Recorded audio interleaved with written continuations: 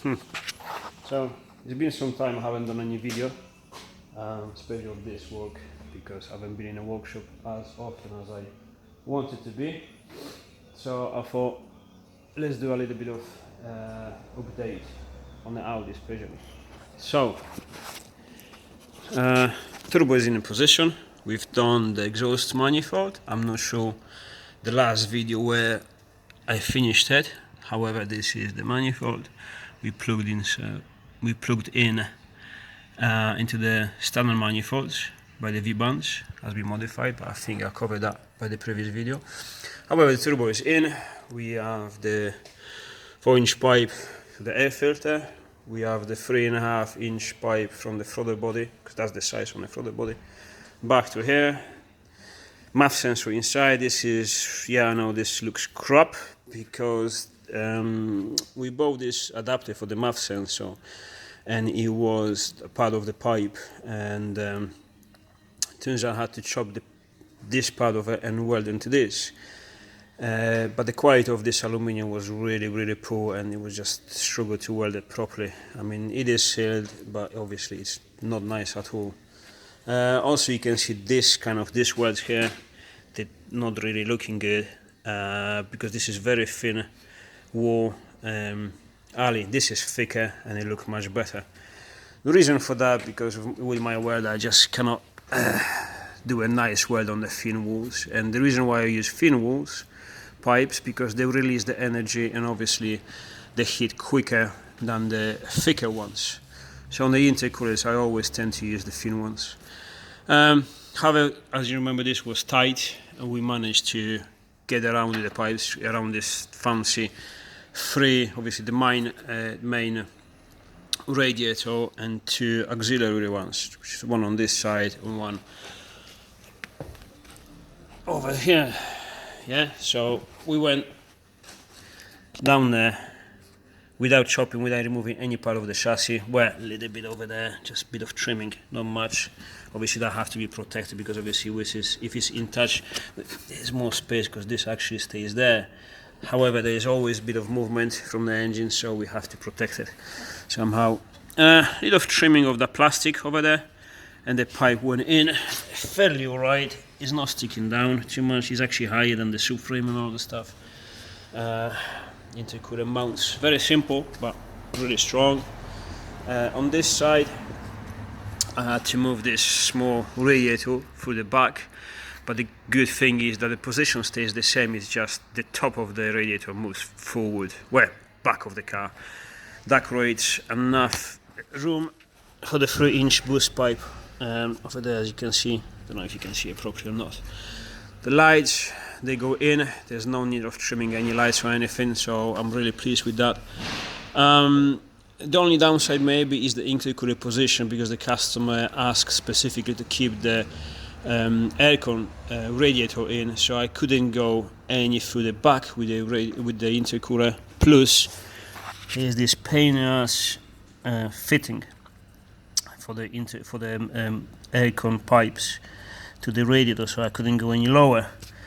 So it stays a little bit higher than I wanted, a little bit too much forward than I wanted, but it's nothing major, it's still good. So this is it for the Audi. Now time is for the downpipe, so I'm gonna actually machine this down, open it up as I usually do, and extend from, this is 2.75 of an inch, I'm gonna extend it to 3-inch V-band and a downpipe which goes down there, plenty of space luckily. And then obviously still 2 waste gates. I'm not sure if they're gonna go out the bonnet, but probably down, plugged back into the exhaust. This is still a road car, so let's keep it cool. The bonnet, all you needed, obviously this has to be nice and refinished, but that's all you needed in order to close and not hit the turbo or the pipe. Although the customers now say that he is probably going to put some vents on the bonnet there to let obviously the heat from the turbo escape, which is a good idea obviously, because all have to be, this needs a proper heat jacket. These are going to be heat wrapped and extra because it's close to everything. So that's not the thing. We still got space for the heated pipes, as you can see there. So this is working out fairly good. I'm very pleased with this, and soon it's going to be finished as a hardware. So exhaust, the intercooler system is done, the exhaust system still have to be done, the waste gauge pipes, and my job is done on this one. Obviously the customer is going to finish all the small things, reposition the fuel lines and the new electrics and all that stuff. Now let's move to big boy. The turbo on this Beamer is just sexy. I love it. So now we have to finish this one. It's not far from being finished. We just have to finish this side of the intercooler to plug into the throttle body, which I love on the Beamers, the way they work out. So from the intercooler to the plenum, very short way. Same from this side, from the turbo to the intercooler, very short way. And I think on this one, well, hold on, one step at a time. The plenum is almost finished. We got the fittings for the vacuums and the sensors and the map sensor, blah blah, and the brake servo, etc., etc. Now the most pain in the ass is gonna be to build the injector ports, because you see there's none. So, and these I have to build them on my lathe or fully custom. So this is the next step I have to do on the plenum in order to be finished. The downpipe, well, you know the downpipe already, is from 3-inch to full size 4-inch, goes to, excuse me, let me go around, goes all around, big flexi 4-inch, out the structure, out the wing, and on the side of the body, which I didn't fuck up, let's call it that. I did a little bit, I chopped a little bit too much of this, so I keep these panels obviously, and I have to reposition them here and make a nice shape of the exhaust there and there, because I don't like it this way. But in overall, I love it. I really like it. I like people like this, customers like this. They just don't care too much of how legal the car is or is gonna be. Just make it nuts, make it like Mad Max style or whatever it is. So I'm really happy to work on this car and with this customer. Yeah, so we still have to reinforce a bit of the chassis here, because we make them weaker. As you remember, we had to remove a part of it to fit the intercooler in, so this has to be reinforced. Both sides, you see there, this is the intercooler, so that have to be reinforced. And that's it really. There's not much else going on. I'm trying to get this finished in this next couple of days. And on this one, sadly, I will not be able to finish the car completely. I'm supposed to do the fuel system and to fit the radiator on the back, including obviously the whole system, pipes and etc., but I won't be able to do it. There are a few reasons for that. Nothing to do with the customer. The customer was spot on so far. I was trying to deliver as obviously the best of my capabilities. So nothing to do with the relationship with the customer or any of that. It's just me changing my life a little bit.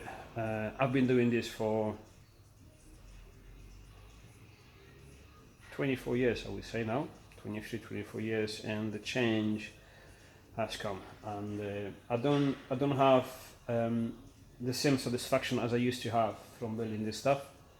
And end of the day, I have to put a smile on my own face first, and then on the customer's face. And as you know, for some time I've been playing with these expedition cars, jeeps and vans. You probably know my 4x4 Vivaro, which is there. And this is a trailer I've built.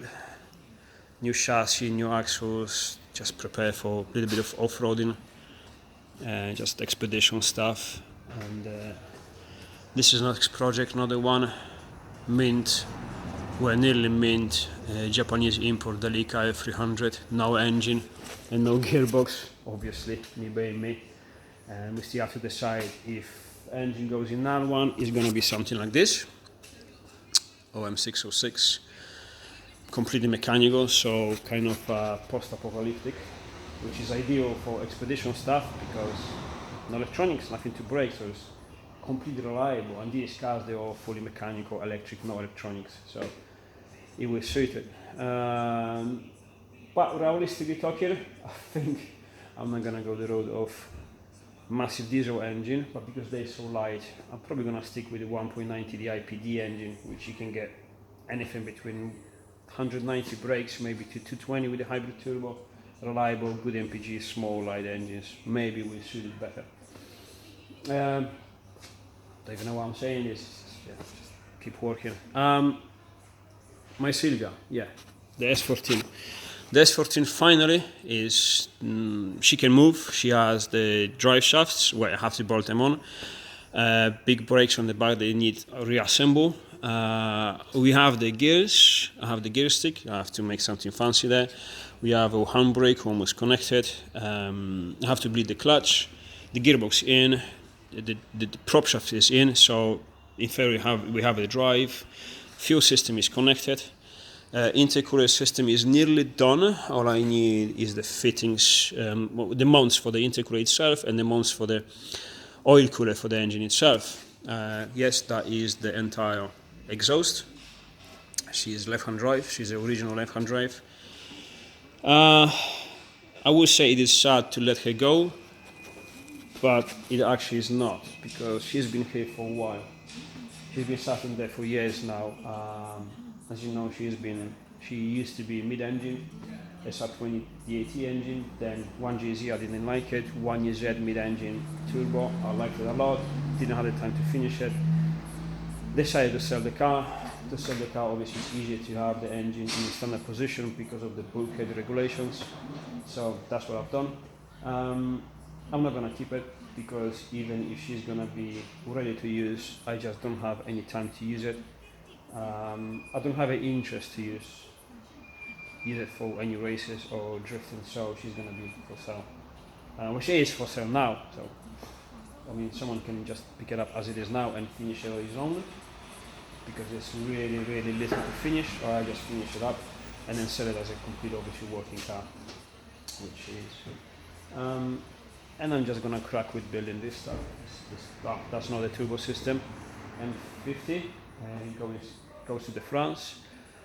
And this is probably just the last turbo system I've built for BMWs, or maybe one of the last one I built anyways, as of the show. If I'm gonna build any more, probably, because I still enjoy it, but you know, it has to be something nice, something special. If I enjoy it, I still do it. But I'm gonna move more towards these expedition trailers and cars and vans and all that stuff. I don't know, I draw more pleasure from that stuff for now. And again, I have to just go more steady in my life, just slow it down. My kids are growing up, so I don't want to lose that, because it is way more important than any business, any personal satisfaction. Well, that is the fact. That is my biggest personal satisfaction, my kids. So I'm not gonna put any kind of work in front of my kids anymore, or any kind of work in front of my own health anymore. I have to be happy first of all. Doing this transition, I am happy. I like it. I've been doing this for a while, all my life, but obviously motorsport and race cars always been in the first place, and I'm just gonna flip it around. Race cars, don't bother anymore. If something comes up, some nice turbo system, whatever, I may do it, may not, I don't know. But I'm definitely concentrating on this expedition stuff. So this is what's going on. I think I'm gonna make another video once this Audi is finished, to show you all the exhaust, and obviously once it's done, I'm gonna make another video once I finish with the BMW Z3, because I love it. That is a very cool project, and I think those two videos, or one video, is gonna be the last one of these ones.